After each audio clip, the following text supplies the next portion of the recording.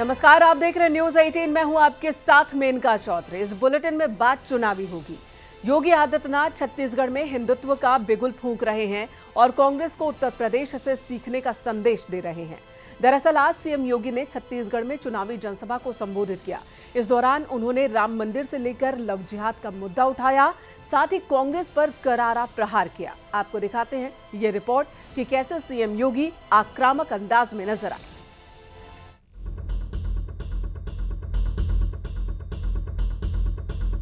भारत माता की, भारत माता की।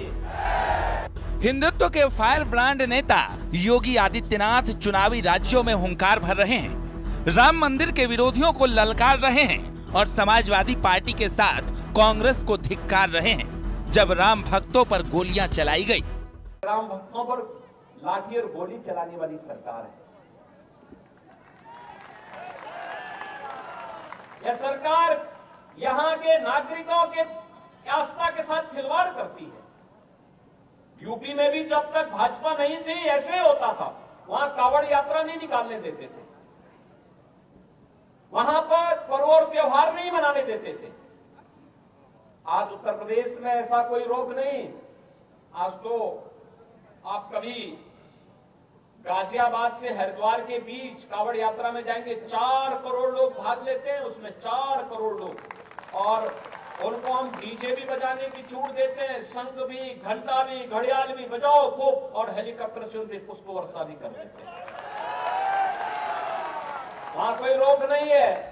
छत्तीसगढ़ में प्रचार करने उतरे मुख्यमंत्री योगी आदित्यनाथ ने कांग्रेस को ललकारा और कहा कि बीजेपी की सरकार बनने के बाद राम मंदिर का सपना साकार हो रहा है। बीजेपी कांग्रेस में कांवड़ियों पर फूल बरसाए जा रहे हैं, लेकिन 2017 से पहले कांवड़ यात्रा तक पर रोक लग जाती थी। सरकार की नीयत साफ होनी चाहिए। अपने आप ही नियंत्रण सब कुछ देता है। एक गरीब बेबस नहीं होना चाहिए, उसके चेहरे पर लाचारी नहीं झलकनी चाहिए। एक गुंडा, एक माफिया, एक गरीब को जबरन उसकी संपत्ति पर, उसकी प्रॉपर्टी पर, उसके हक पर डकैती डालने की छूट नहीं दी जानी चाहिए। किसी अपराधी को, किसी माफिया को, किसी बेटी और किसी बहन पर हाथ डालने की छूट नहीं देनी चाहिए। और अगर कोई डालता है तो सरकार की सख्ती उतनी कठोरता पूर्वक सामने आनी चाहिए। योगी के निशाने पर राम मंदिर विरोधी के साथ लव जिहादियों को समर्थन देने वाले भी थे। भाषण के दौरान सीएम योगी अचानक लव जिहाद पर भड़क गए और कहा कि कांग्रेस सरकार में लव जिहादियों को बढ़ावा मिला, लेकिन उत्तर प्रदेश में उन्हीं लव जिहादियों का तेल निकाला जा रहा है। यहाँ की सरकार लव जिहाद के मुद्दे पर मौन है, धर्मांतरण की गतिविधियों पर मौन है, उन्हें प्रश्रय देती है, उन्हें हर प्रकार से प्रोत्साहित करती है। ये सरकार नहीं, ये तो समस्या है। कांग्रेस अपने आप में एक समस्या बन चुकी है और इस समस्या से जितनी जल्दी आप मुक्ति पा सकेंगे भाइयों बहनों, छत्तीसगढ़ के सपने को साकार करने में मदद मिलेगी। लव जिहाद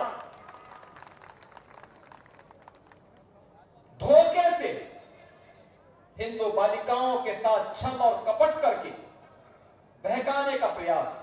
उत्तर प्रदेश में हमने कानून बनाया, अगर कोई दुस्साहस करता है कानून के शिकंजे में कस करके उसको पूरी तरह तेल निकाल दिया जाता है उसका। यानी सीएम योगी ने चुनावी राज्यों में हिंदुत्व का बिगुल फूंक दिया है और निशाने पर सनातन धर्म का अपमान करने वालों के साथ साथ लव जिहादियों को समर्थन देने वाले भी हैं। तो वहीं सीएम योगी ने राम मंदिर को भी चुनावी राज्यों में मुद्दा बना दिया है, जिसकी शुरुआत योगी ने की तो अंजाम तक पीएम मोदी और अमित शाह पहुंचाने वाले हैं। Bureau report, news 18।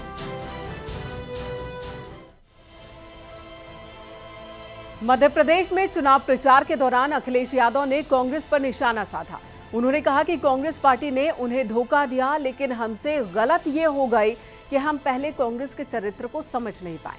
इस दौरान उन्होंने कमलनाथ पर भी निशाना साधा। दुखी थे, कांग्रेस ने धोखा दे दिया। अरे जब हमें धोखा दे दिया तो तुम कहां से बंद हो?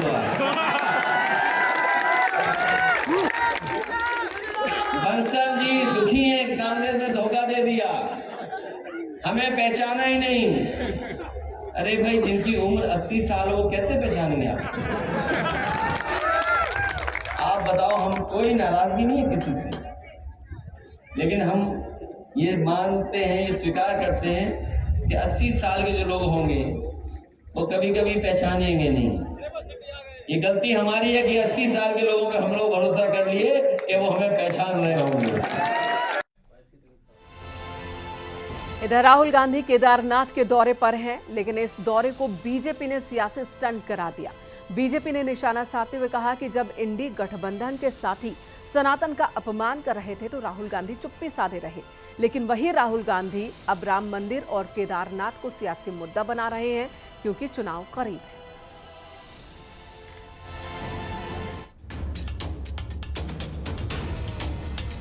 हिंदुत्व पर सवाल उठाने वाले, सनातन विरोध पर चुप्पी साधने वाले राहुल गांधी एक बार फिर सनातन की राह पर हैं और निगाह उस वोट बैंक पर है जिसे साधने के लिए अब वो केदार की साधना कर रहे हैं।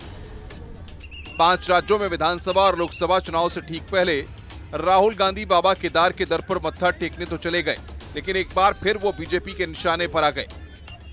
दरअसल राहुल गांधी केदारनाथ की यात्रा पर हैं। केदारनाथ में अगले 3 दिन तक रुकेंगे। पूजा अर्चना के साथ सेवा कार्य भी करेंगे। पंडा पुरोहितों से भी मुलाकात कर रहे हैं। लेकिन बीजेपी राहुल गांधी के केदार दौरे को सियासी यात्रा बता रही है और राजनीतिक स्टंट करार दे रही है। पूरे देश का सनातन जाग चुका है, हिंदू जाग चुका है, इसलिए गांधी परिवार को मंदिर मंदिर जाने के लिए आज मजबूर होना पड़ रहा है। नवरात्रि भी होती है। मैं पूछना चाहता हूं कि अब नवरात्रि के दिन कितने दिन का व्रत लेकर, कितने दिन का उपवास लेकर के गांधी परिवार के किसी भी सदस्य ने अपने घर में देवी का पूजन किया है? बता सकते हैं क्या? शायद भाजपा को मालूम ही नहीं है। सोमनाथ मंदिर का जीर्णोद्धार पंडित जवाहरलाल नेहरू ने किया था। भाजपा को जानकारी, वो कहाँ के सनातनी आगे, उन्हें इस बात का मालूम नहीं। जिस राम मंदिर की आज बात करें उसका ताला खुलवाने का काम राजीव गांधी ने किया था, और राजीव जी ने जब 1989 में चुनाव प्रचार की शुरुआत की तो अयोध्या से की थी, अब राम राज्य की कल्पना की थी। जो पंचायती राज आज है, जिसको भुनाने की बात कर रहे हैं, जिसका नाम बार बार लेते हैं, वो राजीव गांधी की देन है। कांग्रेस तो हमेशा सनातन रही है, सर्वधर्म संभाव की पार्टी रही है और आज भी रहेगी। सनातन पर छिड़े संग्राम के बीच राहुल गांधी की यात्रा को बीजेपी ने नया एंगल दे दिया है। बीजेपी नेताओं का कहना है कि आज पूरे देश का सनातनी हिंदू जाग चुका है, इसलिए गांधी परिवार को अब मंदिर मंदिर भटकना पड़ रहा है। यानी एक तरफ बीजेपी जहां अचानक सनातन के लिए कांग्रेस के प्रेम पर सवाल खड़े कर रही है, वहीं अब कांग्रेस की तरफ से राम मंदिर के मुद्दे को भी तूल दिया जा रहा है। हमें कोई आपत्ति नहीं है। राम मंदिर पूरे देश का है, हर व्यक्ति का है, हमारे सनातन धर्म का सबसे बड़ा प्रतीक है। हमें गर्व है कि राम मंदिर बना, पर राम मंदिर का ठेका क्या भारतीय जनता पार्टी ने लिया है? क्या उनका मालिकाना हक उनका है? ये आम देश के हर व्यक्ति का मंदिर है। यानी केदार से लेकर राम मंदिर तक के मुद्दे पर कांग्रेस अब नए एजेंडे के साथ मैदान में नजर आ रही है, तो वहीं साधु संत भी कांग्रेस की इस रणनीति पर सवाल खड़े कर रहे हैं।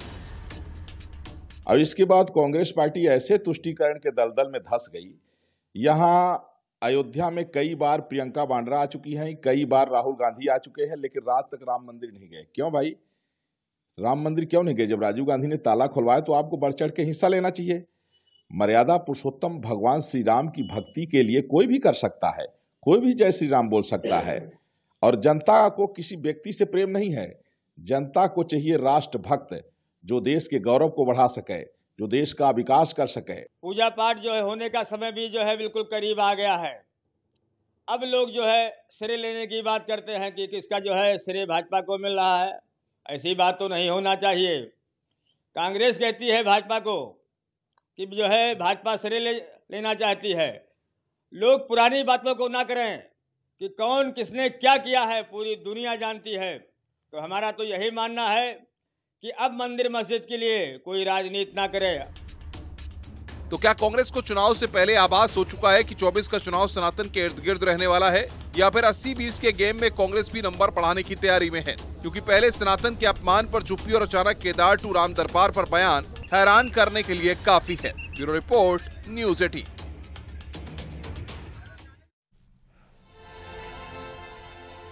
इधर संघ और बीजेपी लोकसभा चुनाव से पहले देश में राममय माहौल बनाने में जुट गई है। राम नाम की बयार के लिए कई तरह के कार्यक्रम तय किए जा रहे हैं। इसे लेकर आरएसएस की 3 दिवसीय बैठक गुजरात के भुज में हो रही है। बैठक में अयोध्या में राम मंदिर के उद्घाटन समारोह और देश भर के मंदिरों में रामलला के उद्घाटन कार्यक्रमों पर चर्चा होगी। आरएसएस की ये बैठक 5 से 7 नवंबर तक भुज में आयोजित हो रही है। यूपी से आरएसएस, विश्व हिंदू परिषद और बीजेपी के प्रतिनिधि भी इस बैठक का हिस्सा होंगे, जो इस मीटिंग में मौजूद हैं। इस वक्त संघ प्रमुख मोहन भागवत, दत्तात्रेय होसबोले समेत यूपी के आरएसएस, एबीवीपी, विहिप, बीजेपी, भारतीय मजदूर संघ से जुड़े पदाधिकारी भी इस मीटिंग में शामिल हैं।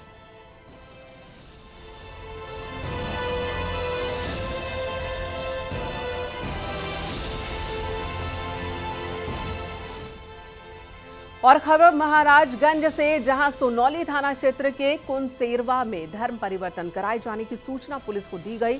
सूचना मिलने पर पुलिस ने आधा दर्जन लोगों को हिरासत में लिया, पूछताछ की।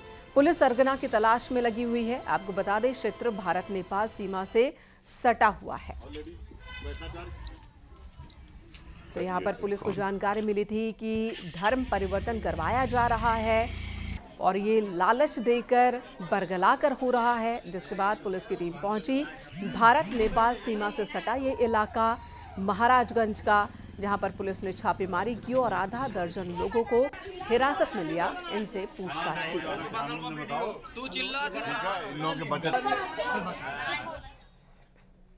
उधर झांसी में मेडिकल कॉलेज के प्रधानाचार्य के ऑफिस में लाठी डंडों से लैस तोड़फोड़ करने वाले छात्रों का वीडियो अब सामने आ गया। वीडियो वायरल हुआ है। अकेले दारोगा छात्रों से जूझते नजर आ रहे हैं। पैरामेडिकल के छात्रों का लाठी डंडों से लैस हंगामा करने का ये वीडियो हर तरफ अब आपको सोशल मीडिया पर देखने को मिल जाएगा। आपको बता दें, शुक्रवार को महारानी लक्ष्मीबाई मेडिकल कॉलेज के प्रधानाचार्य के कार्यालय में पैरामेडिकल के छात्र पहुंच गए थे, वहां हंगामा किया था।